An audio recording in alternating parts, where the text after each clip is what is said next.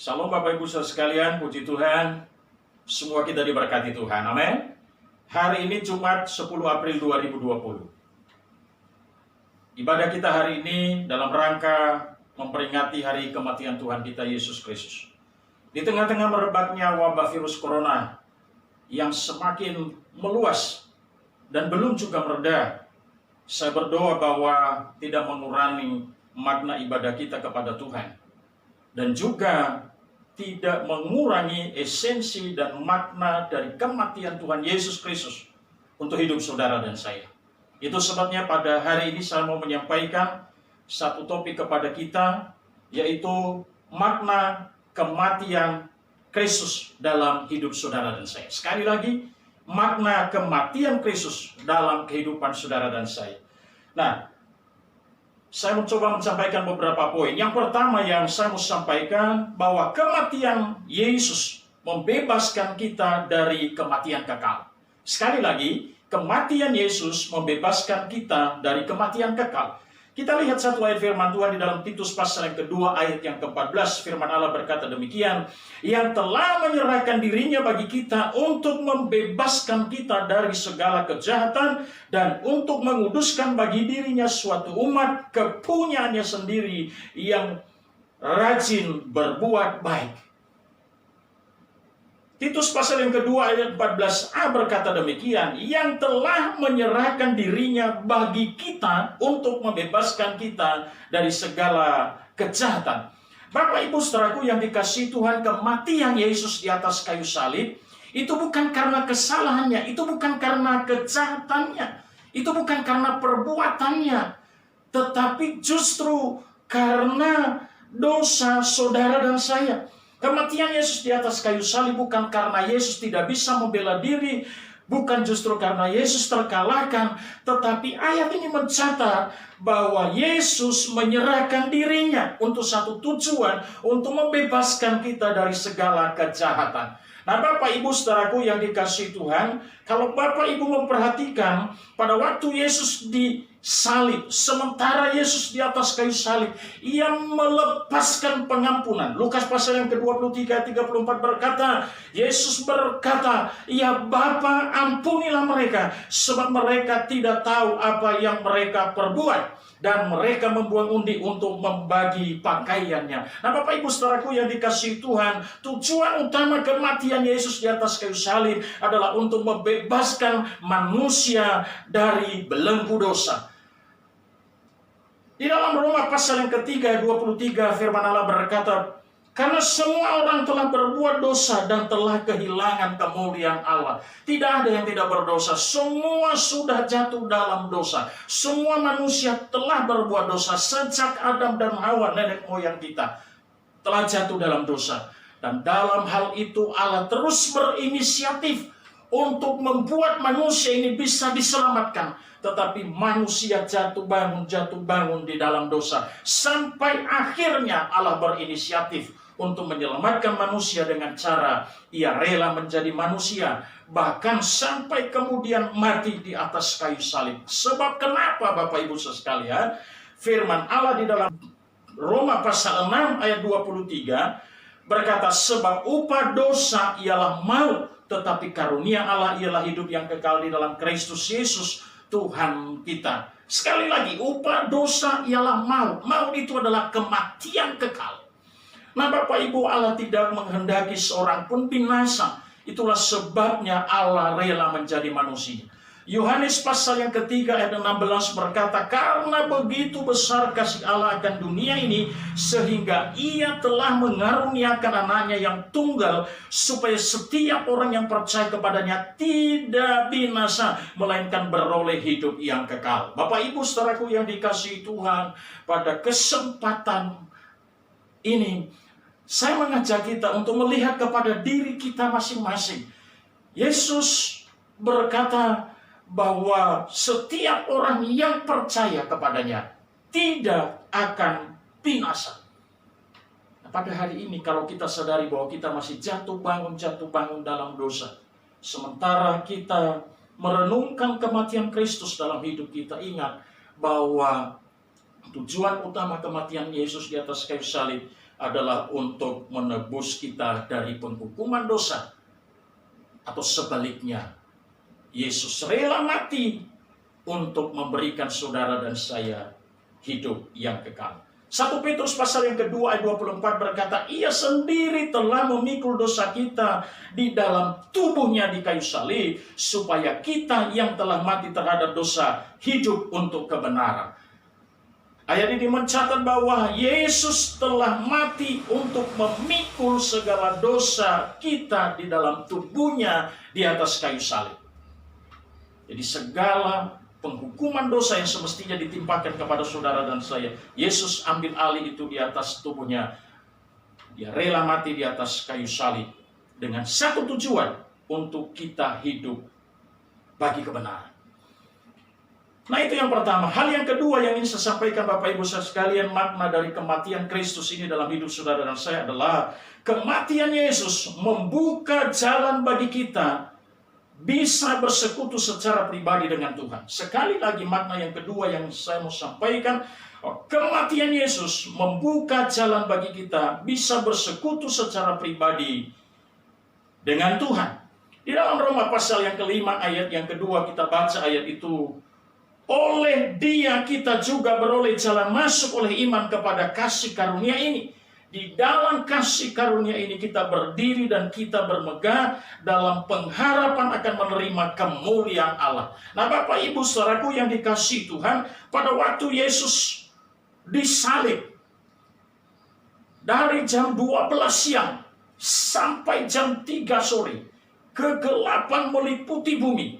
Nah, di dalam Matius pasal 27 ayat 51 berkata demikian, dan lihatlah, tabir bait suci terbelah dua dari atas sampai ke bawah, dan terjadilah gempa bumi dan bukit-bukit batu terbelah. Kalau kita memperhatikan di dalam perjanjian lama pada waktu membuat kemah suci Bapak Ibu sekalian, ada yang namanya ruang kudus dan ada yang namanya ruang maha kudus. Ruang maha kudus ini adalah tempat disimpannya tabut perjanjian Allah, yang juga kita kenal dengan kehadiran Allah. Artinya bahwa Allah hadir di ruang maha kudus, dan tidak sembarang orang masuk ke dalam ruang maha kudus. Hanya para imam yang dipilih oleh Tuhan untuk bisa masuk dalam ruang maha kudus, untuk bisa mengalami perjumpaan dengan Tuhan, untuk bisa mendengarkan suara Tuhan berbicara, untuk menaikkan doa pengampunan kepada Tuhan atas dosa dan pelanggaran umat manusia. Jadi tidak sembarang orang masuk dalam ruang maha kudus. Secara sederhananya kalau saya boleh berkata, bahwa untuk bertemu Tuhan pada waktu itu tidak sembarangan, kecuali melalui perantara para imam. Nah Bapak Ibu, lewat kematian Tuhan kita Yesus Kristus di atas kayu salib, tabir ini kemudian terbelah dari atas ke bawah. Ini adalah memberikan inspirasi kepada kita bahwa lewat kematian Kristus, semua orang yang percaya kepada Yesus diberikan kesempatan untuk bisa mengalami persekutuan secara pribadi dengan Tuhan. Kita bisa leluasa untuk menyembah Tuhan. Kita bisa leluasa untuk berdoa kepada Tuhan. Kita bisa leluasa untuk mendengarkan Tuhan berbicara kepada kita melalui perantara imam besar kita, yaitu Yesus Kristus. Bapak Ibu saudaraku yang dikasihi Tuhan, hari ini kita bisa membuktikan itu, bahwa tabir gereja, tirai-tirai gereja tidak lagi menghalangi kita untuk datang beribadah kepada Tuhan. Dengan wabah virus corona ini, mau tidak mau kita harus memilih untuk beribadah di rumah masing-masing, dan tidak menjadi penghalang bagi kita untuk kita bisa berjumpa dengan Tuhan.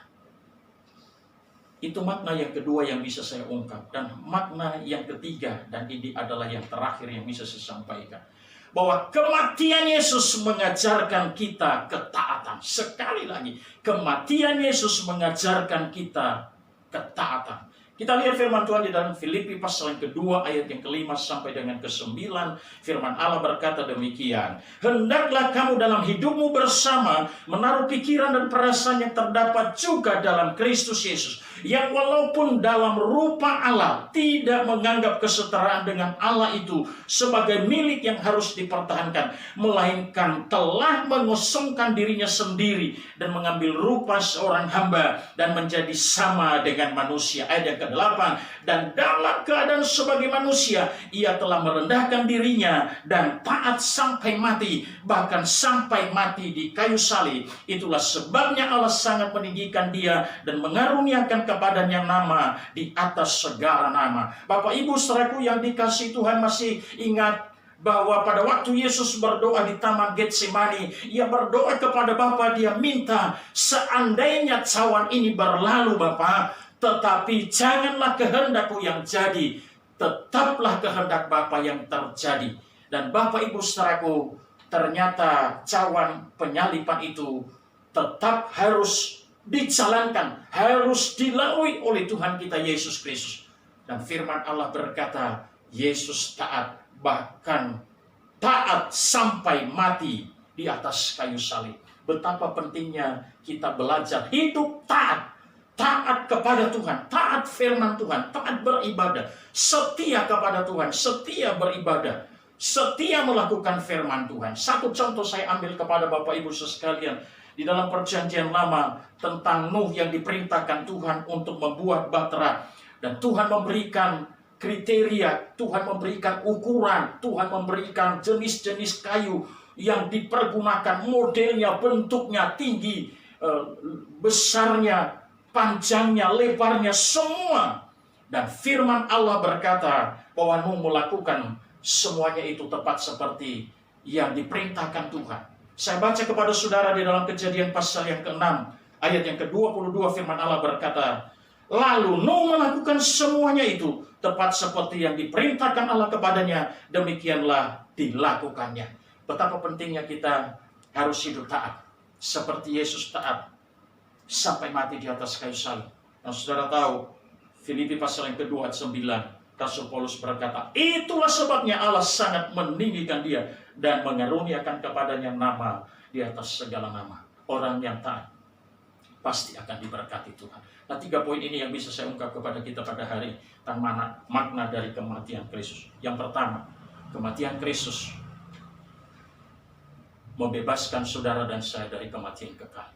Atau sebaliknya, kematian Kristus memberikan saudara dan saya kehidupan kekal. Yang kedua, bahwa kematian Kristus membuka jalan bagi kita untuk kita bisa bersekutu secara pribadi dengan Tuhan.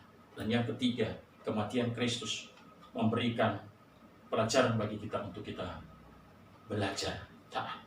Kiranya Tuhan memberkati Bapak Ibu sekalian. Mari kita berdoa bersama-sama. Bapa di surga, di dalam nama Tuhan kami Yesus Kristus, pada kesempatan ini kami mohon ampun atas segala dosa dan kesalahan serta pelanggaran kami.